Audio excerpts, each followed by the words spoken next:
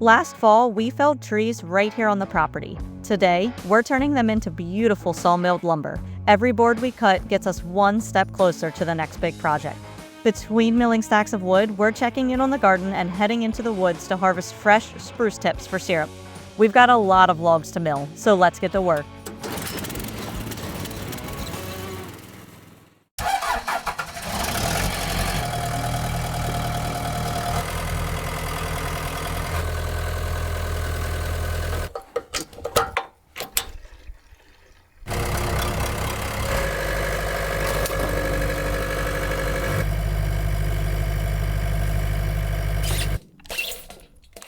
A little bit more, but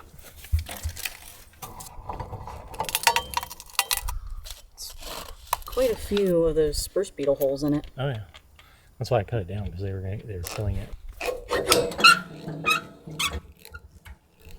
Might be able to get a 12 by 12.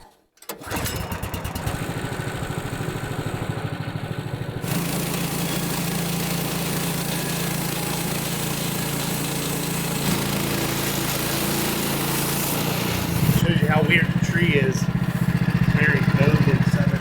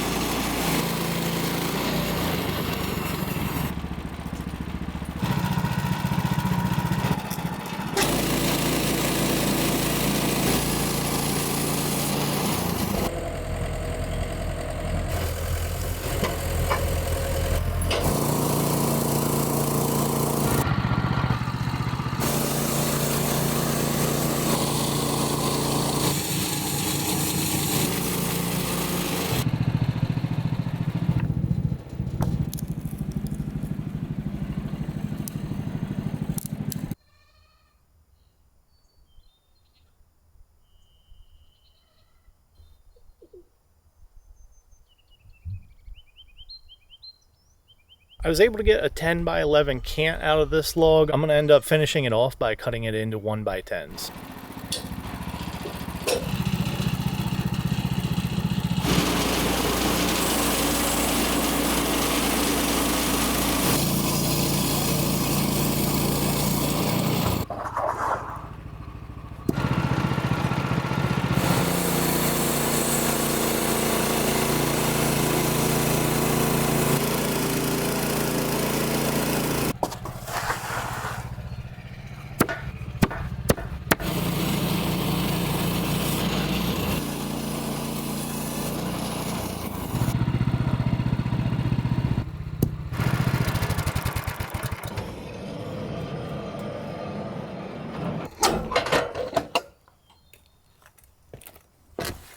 Nice looking boards.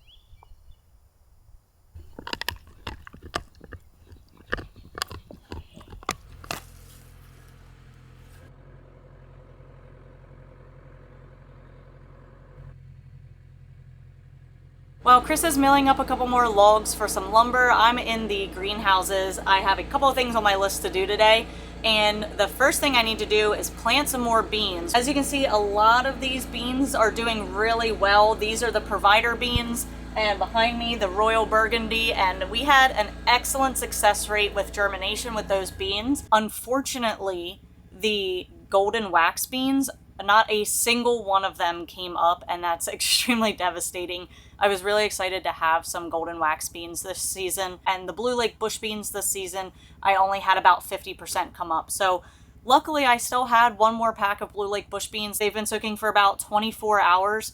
So every hole where a bean has not come up, we're just gonna throw in a couple of these Blue Lake bush bean seeds and hope that they germinate, so that way we can have our full greenhouse of beans.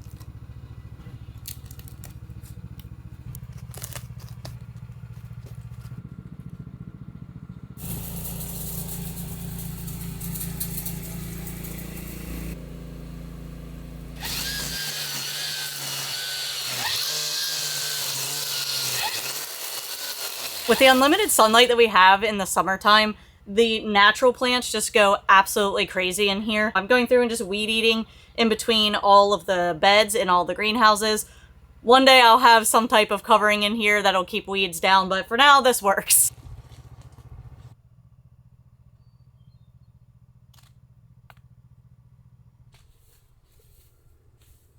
The pumpkins seem to be doing really well. They were subjected to just a little bit of transplant shock. I have had to come in a couple of days ago and trim off some dead wilted leaves that were a little sunburnt, a little wilted, and I really don't want the plant giving too much energy to those dead leaves. So I did prune all of those off.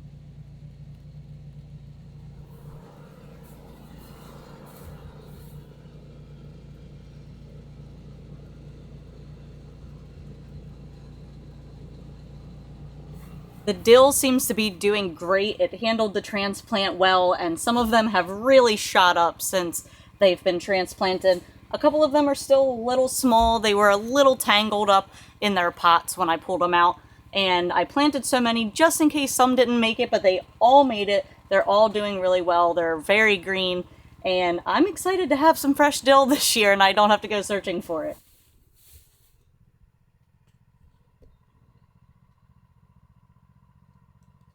The last plant I wanted to touch on while we're in here are the cucumbers, and they did get quite a bit of transplant shock when I put them out here, and I didn't anticipate that. I think I did mention that when I put them in the ground. There were quite a few sunburnt leaves on here, and there was also a lot of leaves that the plant shedded. I've trimmed all of those dead leaves off. There's a lot of dark green new growth leaves on here. The plant is doing well.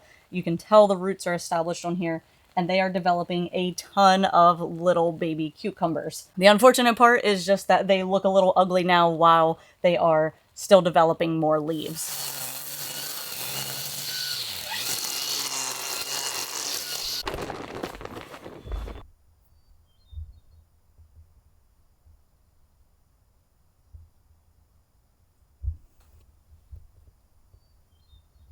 Everything in this greenhouse transplanted very well. It's all starting to get bigger, it's getting bushier, and it's starting to produce fruit, which is very exciting. I do have to do a little bit of pruning in here with everything from the tomatoes to the peppers. I am very partial to determinate variety tomatoes, and the main reason is because you really don't have to prune determinate varieties. When pruning suckers on determinate variety tomatoes, you will lose a high yield of your tomatoes. So the only thing that I do with determinate varieties is I like to trim off the leaves from the first foot up. Now, obviously these plants are only about a foot tall right now, and that's because I planted them so deep when I transplanted them. So I'm going to trim about the first 4 inches, and as they get taller, I'll trim the first foot up, and that really helps with airflow, especially in the humid high tunnel. That way the leaves don't get moldy, there's no fungus, and that way no soil-borne illnesses can splash up on the leaves of the tomato plant.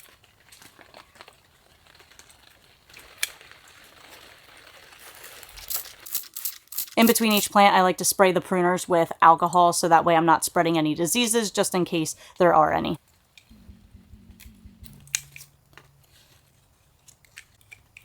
Everything in here has been pruned. I did the same thing with the peppers that I do with the tomatoes. I like to trim them about 6 inches up from the soil, so that way, again, no water splashing onto those leaves and for enough airflow. I do have a rolling composter that I like to put all of the trimmings in, minus the basil. I am going to take that inside and dry it. But for the tomatoes and peppers and anything else I prune, as long as it doesn't have mold on it or powdery mildew, I will just toss those. I won't put it in the composter.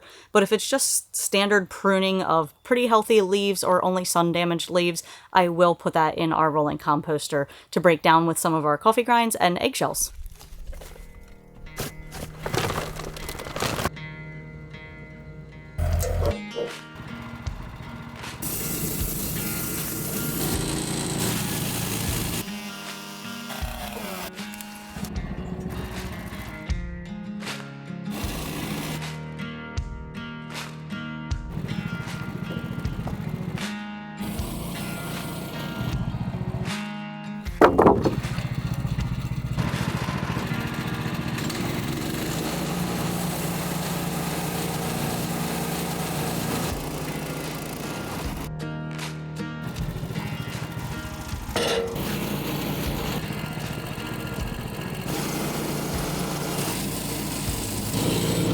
how much stress it was under. As soon as it cut loose, it popped up about an inch.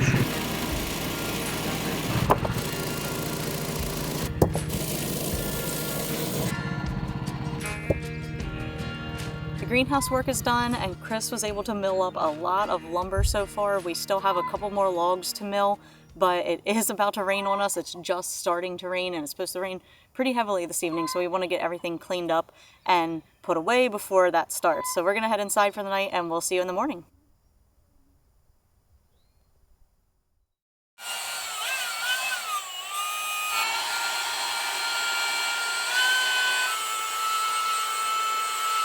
Good morning. I'm out pollinating 2 of our greenhouses this morning, and I got started this morning by pollinating the cucumbers. And what I like to do for them is use a leaf blower on a low setting, and that helps to simulate wind by pushing these flowers around. It's a nice, easy way to help pollinate the plants, especially since we can't open the doors with it being pretty chilly out. We don't like to leave them open to let the natural pollinators in. Next would be the pumpkins, but there are no female flowers blooming on them yet, but I'll show you how I do that anyway. What I do is I take a Q-tip and I find a male flower. The male flowers are these ones on these long stalks here. And I would take the end of a Q-tip. I'm not going to do it with this flower, but you would pick up the pollen from inside this male flower here, and then I would gently put it inside the female flower, which we don't have any female flowers opened up yet. The female flowers have a little pumpkin on them, so that's how you can tell the difference between the male and the female. No female flowers today to pollinate, but that's how I would do it, or will be doing it once the female flowers open up.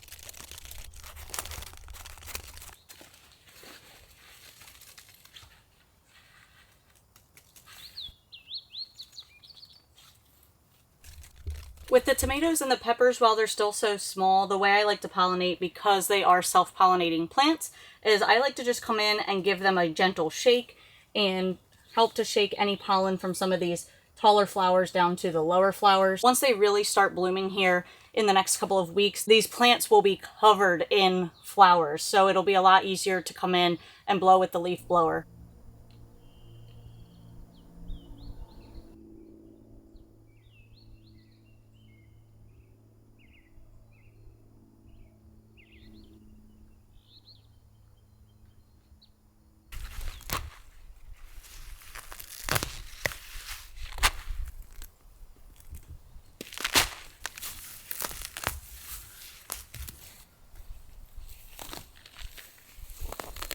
The same thing you're eating. Yeah, see, you dropped it.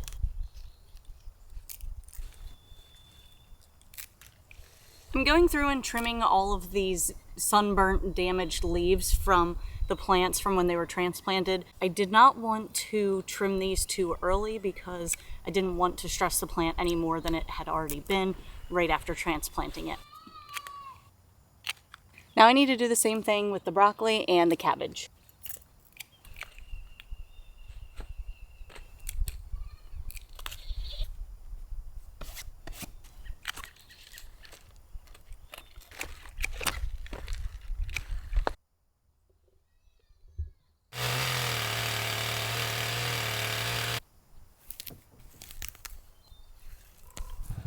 I've got all the potato beds weeded, and I don't get too particular with these until all of the potatoes start popping up. I really don't want to accidentally pull them up out of the ground, so I really just do in between the beds. And I could really tell that the first 2 beds get way more sun and they warm up a lot quicker because the potatoes over there have already started to produce leaves and they're coming up out of the bed, and the amount of weeds over there in between those beds was crazy compared to over here. The only thing I'm not really touching when it comes to weeding today are anywhere where there's still little tiny seeds in the ground. I'm just starting to get a couple of carrots up where I did the cornstarch method, and one of the beds over here, one of the mounds, a couple of carrots are coming up, but I don't like to weed in there until I can see all of my distinct lines of carrots, because I don't want to accidentally pull up the seeds. The same thing goes for the beets, and the radishes are a bit bigger now. We do have a bunch of radishes coming in, as well as some of the spinach. The peas are looking amazing. I did weed around those today. They are all about 2 to 3 inches tall already. Those always do really well. I have one bed left, and that's the onions, and then I can get all of this cleaned up for the day.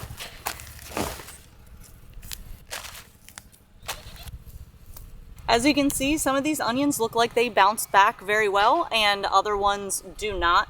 And that was to be expected. I did have to wait quite a while to get them in the ground. But some of these are growing some beautiful new greens on top. Some of them do look a lot more rough than I think they actually are. They are just taking a bit longer to get out of that dormant stage, especially some of the ones that are a little more dry, but they are still starting to grow a green top, just barely, but they are there. I do need to check some of the viability of these guys. You can tell just by giving them a gentle tug if their root systems are established. These guys are solid in the ground. They are not coming up at all. Whereas if you have some that died off, they are just easily pulling out of the ground.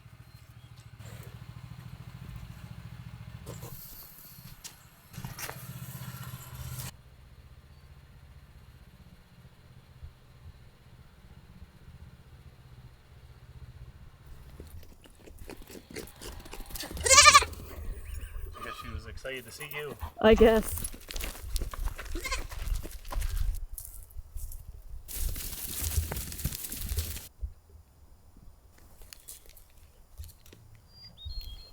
Maybe with your family of goats.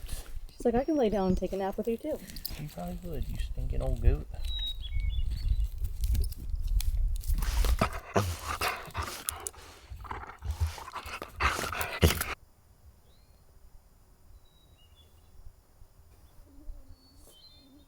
I'm working my way through all the trees that we had cut down last summer, and I've got some really decent lumber out of them. Some of these are 2x8s, I've got some 2x4s, I've got some 2x3s, and then also 2x6s. And I'm just kind of keeping in mind what projects I want to do with all this and getting it processed. That way it's already done and ready to use. Unfortunately, now I am down to our smallest logs that I had saved for lumber making, and there are not very many left, so I'm just kind of processing them into whatever size I can get out of them. Over here, I'm taking all of the excess pieces of the slabs and just piling it up for firewood, and there's also some other logs in there that are just too small to mill or not in good enough shape to make lumber. I did have all of the big logs right here, and they're just sitting on these sacrificial old dead rotten logs just to keep them up off the ground so they don't rot away. And I'm down to just a few smaller ones that I think I can get a couple 2x4s out of. Some of them might only be good for firewood because they're really tapered. So I'm going to go ahead and dig these out, and if they're too tapered, I'm going to just put them over into the firewood pile, and whatever I can actually make lumber out of, I'm just going to go ahead and get it milled up, and that way it's ready to use.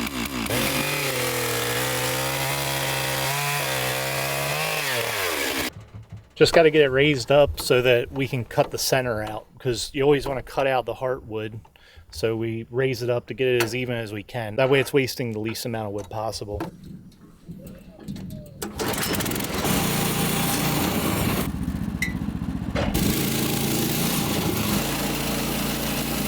What I would call hillbilly 2x6s, because they have this going on, but we're not like building crazy precise stuff with this sawmill lumber anyways.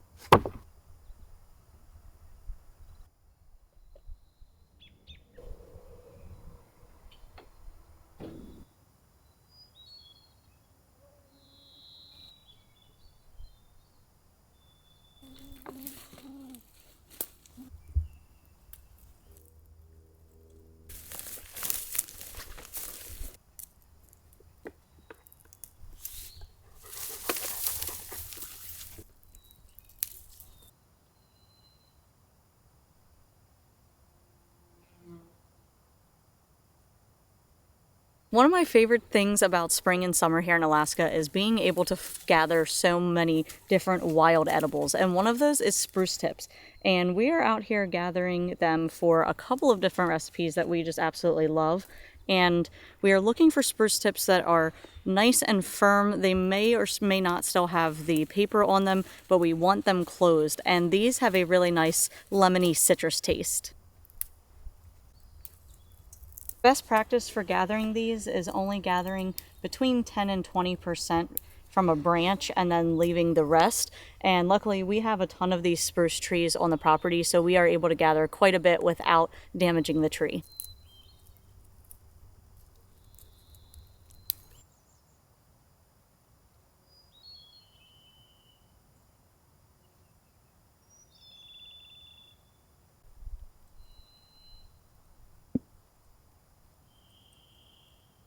We have a ton of these Nagoon berries coming up, and they're all in bloom right now with these really pretty pink flowers, and pretty soon they'll have a berry on them. All these are Nagoon berries. They're coming all the way up this log. There's a ton under this tree, and there's a ton on that log up there. There are a lot of Nagoon berries this year.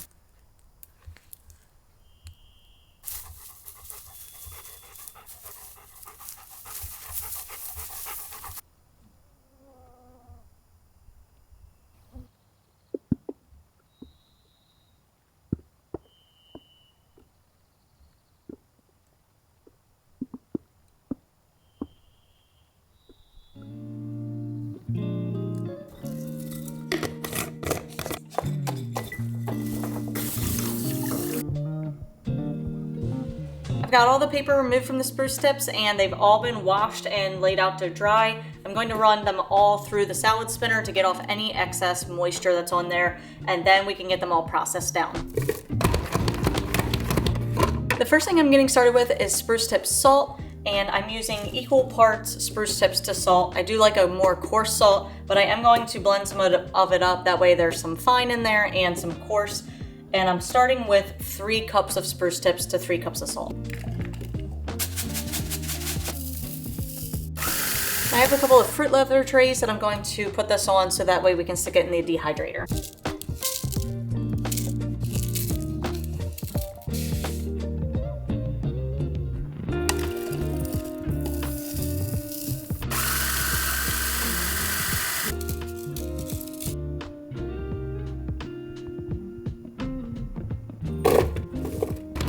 The next thing I'm going to make with the spruce tips is a spruce tip syrup or spruce tip honey. And essentially what that is we're just layering the spruce tips with brown sugar, and then we're gonna let it sit for a couple of weeks and let the sugar draw the moisture out of the spruce tips and let it flavor it. And then in a couple of weeks, we'll strain this out and it will have a nice flavor, and it'll be kind of thick as well.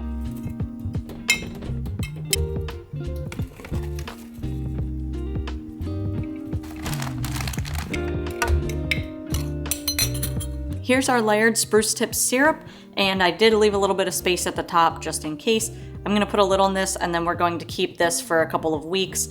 I probably will have to burp this a couple of times, and I did add a big layer of brown sugar at the top to make sure the spruce tips stay under the sugar, and I'll let you know how it looks in a few weeks.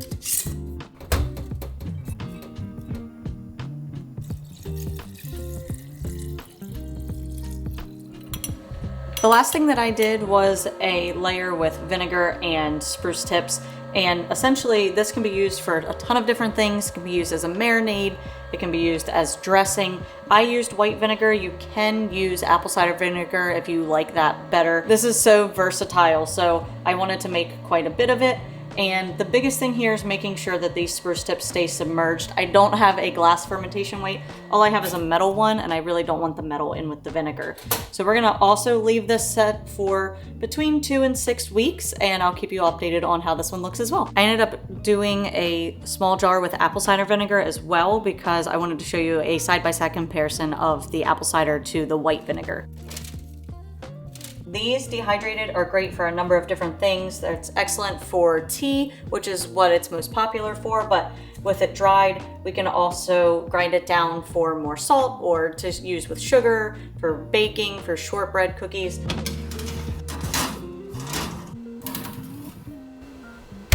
I've got the dehydrator set at 100 degrees. It should be between 95 and 115 degrees for the salt and the tips, and it could take anywhere between 4 to 8 hours. I have it set for 4 hours for now, and we'll see where it is by then, but it will likely have to go much longer. So since it's going to take most of the night, I will see you back in the morning when it's all done.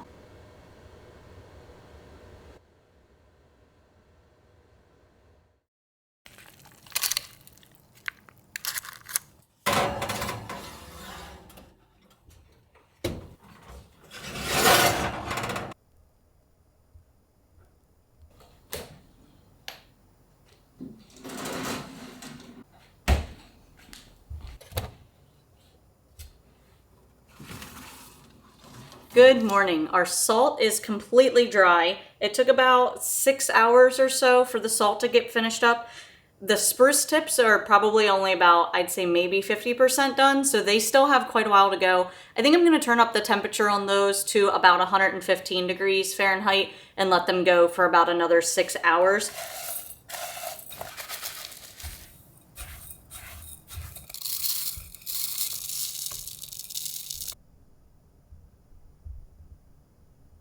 We've got this nice, beautiful jar of spruce tip salt, and I just really love these flavored salts. In the fall, I love making the garlic scape salt, and I love the spruce tip salt. This has a citrusy, almost slight lemony flavor. This will last us quite a while. We don't use too much salt in one sitting, especially this big kosher salt. You really don't need a lot. Now I'm gonna make some butter, and we're gonna butter up some bread and put some of our spruce tip salt on there. Now I don't have a cream separator. Well, I actually do. I have an antique one that a friend gave me when we got goats, but I don't have a bowl for the bottom of it so that way it can separate the cream out. When these sit for a couple days in the fridge, they get a nice thick cream line at the top, and it's really easy to just spoon right off. They do make the jars with spouts at the bottom, and you can put your milk in there and let the cream separate and then drain the milk off. I personally don't like putting all of my milk together to do that. It might be kind of hard to see because of the condensation forming on the jars, but there is a cream line right across this section right here, and some jars have more cream than others.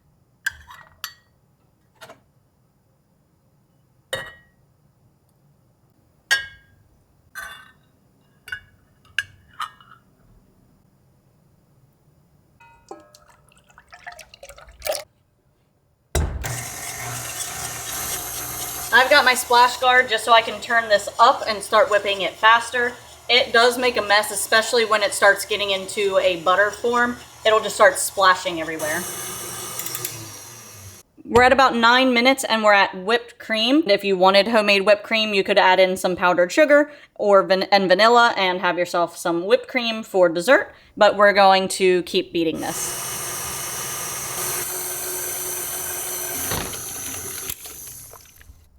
Now I'm going to wash my butter in an ice bath, and the reason you do it in an ice bath is, one, you want to get your butter clean. You don't want any milkiness still in there. It could potentially cause it to go rancid.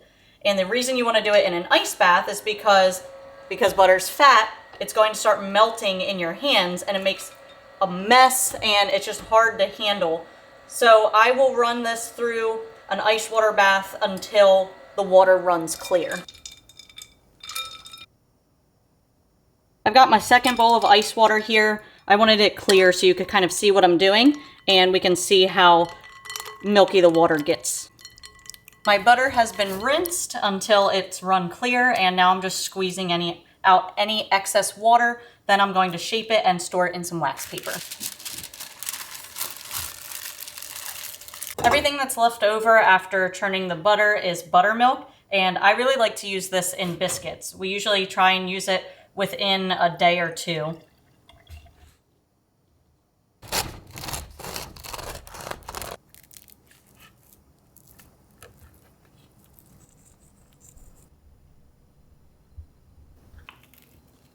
Is it sprucey? Not at all. Isn't that weird? You'd think it would taste like you're eating a pine tree, but it doesn't. It's just like an herby salt. It tastes a lot better than just eating them fresh off the tree. I can tell you that. I don't like eating them off the tree. They don't taste good. You just have to process them in some way. I did do unsalted butter at the very end of making the butter.